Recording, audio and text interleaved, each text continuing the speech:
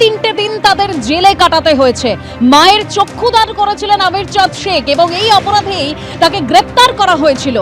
আমির চাঁদ শেখ সহ ওই পরিবারের 5 জনকে গ্রেপ্তার করা হয়েছিল কৃষ্ণনগর আদালত 2000 টাকার বন্ডের বিনিময়ে তাদের জামিন মঞ্জুর করে।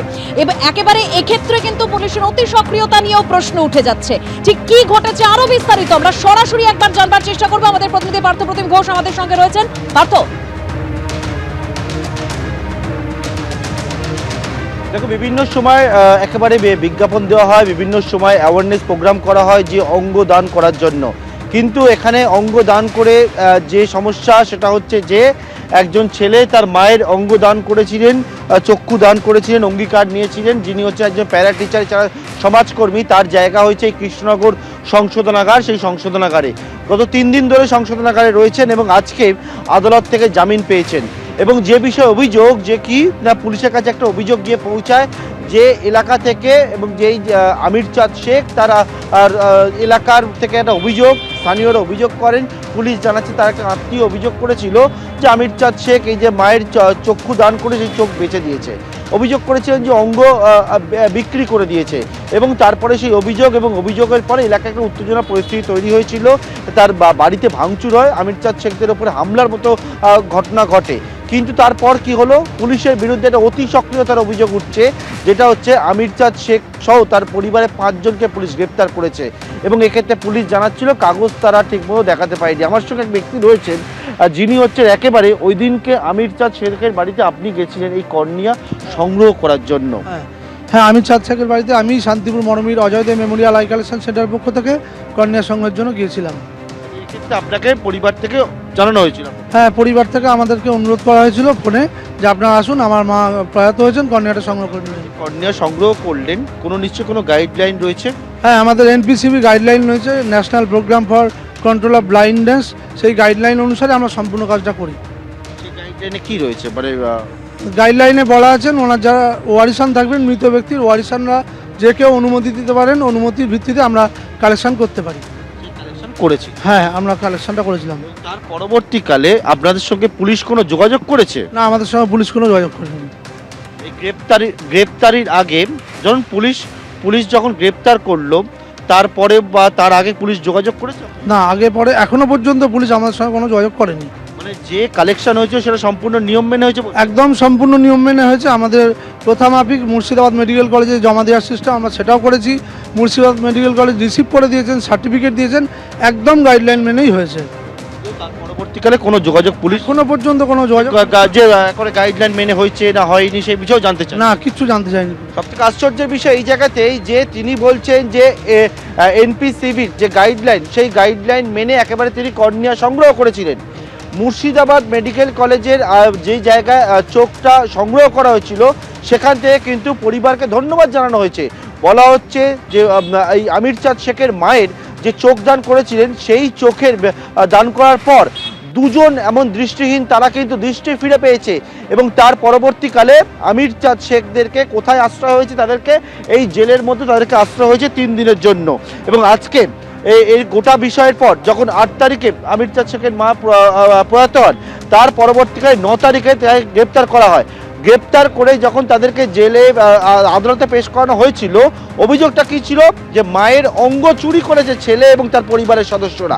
এবং তার পরবর্তীকালে সেই সময় যে সূত্রে খবর, আদালত জানতে চায় যে এই অঙ্গ চুরির যে অভিযোগটা এসছে, বিভিন্ন অঙ্গ প্রত্যঙ্গ চুরির ময়নাতদন্ত হয়েছে কিনা। এরপর পুলিশ কিন্তু জেএনএম হাসপাতাল থেকে মৃতার ময়নাতদন্ত করেন এবং সেই ময়নাতদন্ত করার পর অটোপসি সার্জনরা তারা জানিয়ে দেন যে কর্নিয়া ছাড়া কোনো কিছু কিন্তু অঙ্গ থেকে কোনো কিছু নেওয়া হয়নি, অর্থাৎ চুরির অভিযোগে। এবং বিভিন্ন সংগঠনের যারা সদস্যরা তারা বলছেন তারা একেবারে কয়েকদিন ধরে কিন্তু সোচ্চার হচ্ছিলেন যে আমির চাঁদ শেখ ও তার পরিবারের সদস্যদের নিঃশর্ত মুক্তি চেয়েছিলেন এবং এখনও পর্যন্ত তারা জেলের বাইরে অপেক্ষা করে রয়েছেন কখন আমির চাঁদ শেখদেরকে ছাড়া হবে। এবং তারা নানা প্রশ্ন তুলছেন এই পুলিশের বিরুদ্ধে অতি সক্রিয়তার এই গ্রেপ্তারির। কয়েকজনের সঙ্গে কথা বলে নেব যে আপনারা আজকে একবারে অপেক্ষা করে রয়েছেন এই গ্রেপ্তারি। একদমই অন্যায়ভাবে তাকে গ্রেপ্তার করা হয়েছে। সেখানে তার এই যে অঙ্গদান এবং মরণোত্তর দেহদান যে আন্দোলন দীর্ঘদিন ধরে গণদর্পণ এবং রাখি পত্রিকা শুরু করেছিলেন ব্রজ রায়, সেই আন্দোলনকে যখন এগিয়ে নিয়ে যাওয়ার চেষ্টা করা হচ্ছে, সেখানে এই যেভাবে অন্যায়ভাবে যে তাকে গ্রেপ্তার করা, এটা করার ফলে এই আন্দোলন অনেকটা পিছিয়ে গেল, এটাই আমি মনে করব। এবং বলছেন তারা যে আন্দোলন করছেন সেটা পিছিয়ে গেল। অন্যদিকে পাশাপাশি তার বাড়ি ভাঙচুর করার জন্য একটা অভিযোগ দায়ের করা হয়েছে, সেক্ষেত্রে কিন্তু পুলিশ এখনো পর্যন্ত কাউকে গ্রেপ্তার করেনি বা পুলিশ জানাচ্ছে তাদের খোঁজে তল্লাশি অভিযান রেড চলছে। কিন্তু এক্ষেত্রে এই যে গ্রেপ্তারি, পরিবারের 5 জন সদস্যকে গ্রেপ্তার করা হলো, তাদের বাড়ির এক সদস্যের মৃত্যু হয়েছে, প্রয়াত হয়েছে, তার পরবর্তীকালে সেই অঙ্গ দান করে এই শোকের সময় তাদেরকে জেলের মধ্যে কাটাতে হচ্ছে, রাত কাটাতে হচ্ছে। একদম পার্থ, একটা মিথ্যা অভিযোগ, তাকে কেন্দ্র করে একেবারে মৃত রাবেয়া বিবির পরিবার আমির চাঁদ শেখ সহ 5 জনকে 3 দিন জেল হেফাজতে থাকতে হলো। আজ কৃষ্ণনগর আদালত তার জামিন মঞ্জুর করেন। আইনজীবীর তরফে কি বলা হয়েছে? পরিবারের 5 জন যারা অ্যারেস্ট হয়েছিলেন 5 জনকে কোর্ট বেল দিয়েছে। ডিফ্যাক্টো কমপ্লেন্টও অ্যাপিয়ার করেছিলেন, তারাও নো অবজেকশন দিয়েছে যে তাদের বেল হলে কোনো আপত্তি নেই।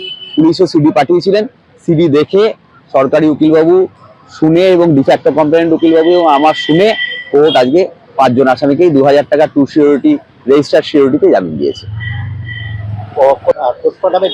পোস্টমর্টমের রিপোর্ট এত তাড়াতাড়ি আসে না, পোস্টমর্টমের রিপোর্ট আসতে সময় লাগবে। পোস্টমর্টমের ব্যাপারে ম্যাডাম জিজ্ঞেস করেছিলেন, কিন্তু পোস্টমর্টমের রিপোর্ট এখনো আসেনি। আর এবার আপনাদের সামনে রাখবো মৃত রাবেয়া বিবির পরিবার ঠিক কি বলেছিলেন, শুনুন। 5-7 জন লোকজন, তারা কার এক কথা হচ্ছে কিচ্ছু না, ভালো কাজ করেছে একটা। এটা হচ্ছে হিংসা প্রতিপরায়ণকে বলা হয়। মামা হচ্ছে গিয়ে সমাজসেবী, ভালো কাজ করে এবং তার মায়ের মানে মৃত্যুর পরে তার মায়ের চোখ দুটো যাতে আরো কিছু মানুষ উপকৃত হয় সেই কারণে তার কর্নিয়া দুটো দান করা হয়েছে। কিন্তু এটা মানে গ্রামের লোকের কিছু পুরনো শত্রুতা আছে, মামাদের প্রতি হিংসা আছে, সেই হিংসা বিদ্বেষের এটা সুযোগ নিয়ে ওরা এটা মিথ্যা কথা বলছে। গ্রামবাসীদের তরফে একটা অভিযোগ করা হলো যে চোখ বিক্রি করে দিয়েছেন, নিজের মায়ের চোখ বিক্রি করে দিয়েছেন আমির চাঁদ শেখ এবং তারপরেই তড়িঘড়ি 5 জনকে গ্রেপ্তার করা হয়। এদিকে আমির চাঁদ শেখের বাড়িতে যে ভাঙচুর চালানো হয়, তারপর যে 9 জনের বিরুদ্ধে অভিযোগ করা হয়েছে, তাদেরকে কিন্তু এখনো ধরতে পারেনি পুলিশ। পুলিশের তরফে ঠিক কি বলা হয়েছিল আগে এবার শোনাবো। 8 তারিখে সন্ধ্যাবেলা থানাতে একটা খবর আসে যে কালীঘাট সেনপুরে একজন মুসলিম বয়স্ক মহিলা মারা গেছে এবং তার পরিবারের তার সন্তান এবং মেয়েরা মিলে তার চোখ নাকি বিক্রি করে দিয়েছে। কোনো চক্ষুদান করতে গেলে যে চক্ষুদান করেন, মরণোত্তর চক্ষুদান বা দেহদান, তার নিজস্ব কোনো কনসার্ন লেটার আগে থেকে লাগে, অথবা পরিবারের প্রত্যেকটা সদস্যের কনসার্ন লেটার লাগে, কনসার্ন লেটারে সিগনেচার লাগে। কিন্তু এরকম কোনো কাগজ সেই মুহূর্তে দেখাতে তারা পারে না। নদিয়ার এই ঘটনায় বারবার পুলিশের বিরুদ্ধে অতি সক্রিয়তার অভিযোগ সামনে এসেছে। আর এই প্রসঙ্গে আমরা কথা বলেছিলাম প্রাক্তন পুলিশ কর্তা সলিল ভট্টাচার্যের সঙ্গে, তার কি মন্তব্য শোনাবো। অমানুষের মতো কাজ হয়েছে। পুলিশ প্রশাসন যখন আইনের শাসন প্রতিষ্ঠা করতে পারে না, তখন শর্টকাট মেথডে যায়। ওখানে কমিশন হচ্ছিল, যদি কমিশন হয়েই থাকে তাদের এগেনস্টে কেন আইনগত ব্যবস্থা নেওয়া হলো না? তাহলে তো ওখানে লাঠি চার্জ করে কয়েকজন লোককে অ্যারেস্ট করলেই হয়ে যেত। শর্টকাট মেথড হচ্ছে এইটা। তার থেকে যাদের বিরুদ্ধে অভিযোগ তাদের অ্যারেস্ট করে মায়ের কর্নিয়া চুরির অভিযোগ দিয়ে একটা এফআইআর করলো। এফআইআর করে ওদের কাছ থেকে যারা ইন্টারেস্টেড পার্টি, যারা স্বার্থান্বেষী লোক, যারা মিথ্যা একটা অভিযোগ দিল, সে অভিযোগের কোনো সারবত্তা নেই, সেইটাকে ভেরিফাই করার পর্যন্ত সে ক্ষমতা পর্যন্ত পুলিশ আজ হারিয়েছে। This state administration has gone to the hell, জাহান্নামে গেছে। কৃষ্ণনগরের এই ঘটনায় পুলিশের বিরুদ্ধে এই যে অতি সক্রিয়তার অভিযোগ, তা নিয়ে বিরোধীদের কি বক্তব্য আপনাদের সামনে রাখবো, পাল্টা শাসক দলের কি বক্তব্য শুনুন। খুব ভালো খবর, এই রাজ্যে মানে সেবা কার্য করলেও সামাজিক কাজ করলেও হয়, আর যখন বেদবনা শিব মন্দির ভেঙে তছনছ করে তখন ব্যবস্থা নেওয়া হয় না। এইটা হচ্ছে এই রাজ্য। আর বেলডাঙ্গার দাঙ্গাবাজদের আটকানোর জন্য সুপ্রিম কোর্টে যায় এই রাজ্য সরকার, এসএলপি করে। মানুষ নিজের চোখ বা নিজের অর্গান ডোনেট করতে ভয় পাবে, মানুষ দেহদান করতে ভয় পাবে, অর্গান ডোনেট করতে ভয় পাবে।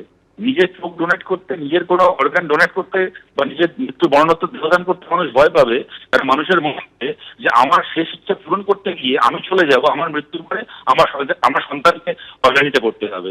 তাই এত বড় একটা স্যাক্রিফাইস, মানুষ যখন পৃথিবী থেকে চলে যাচ্ছেন উনি যে পৃথিবীতে থাকবেন না, সেই পৃথিবীতে উনি একজন মানুষের জন্য উপকার করে যেতে চাইছেন।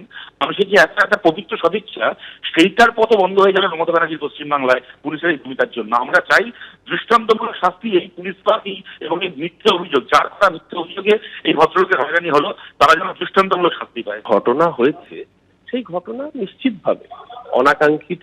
ইতিমধ্যেই কোর্ট বলেছে যে পুলিশের আরেকটু সচেষ্ট হওয়া প্রয়োজন ছিল, কারণ প্রাইমারিলি অভিযোগের ভিত্তিতে প্রতিবেশীরা অভিযোগ করেছিলেন তার পুত্রের বিরুদ্ধে। সেই জায়গায় যখন অভিযোগ আসে, পুলিশ অভিযোগ নিয়েছে, অভিযোগ গ্রহণ করেছে, কিন্তু যে বিরোধীরা বলছে তারা কোন মুখে বলে। ক্ষেত্রে যে ঘটনা ঘটেছে চক্ষুদানের মতো ঘটনা, সেই ঘটনা নিশ্চিতভাবে আরো মানুষের এন্ডোর্স করা উচিত, যাতে এই ধরনের চক্ষুদানের মতো প্রক্রিয়া ঘটনা বাড়ে, অঙ্গদানের মতো ঘটনা বাড়ে, যাতে মানুষ আরো বেশি উৎসাহিত হয়, যাতে আগামী দিনের ছাত্রছাত্রীরা তাদের পড়াশোনার ক্ষেত্রে আরো বেশি সুবিধা হয়। সেই ঘটনা এন্ডোর্স করা উচিত। এক্ষেত্রে যেটা হয়েছে, পুলিশকে কোর্ট বলেছে আরো বেশি তৎপর হয়ে আরো অনুসন্ধান করে তারপর গ্রেপ্তারের দিকে এগোনো উচিত ছিল। নিশ্চিতভাবে কোর্টের ঊর্ধ্বে কেউ নয়। এবিপি আনন্দ, এগিয়ে থাকে, এগিয়ে রাখে।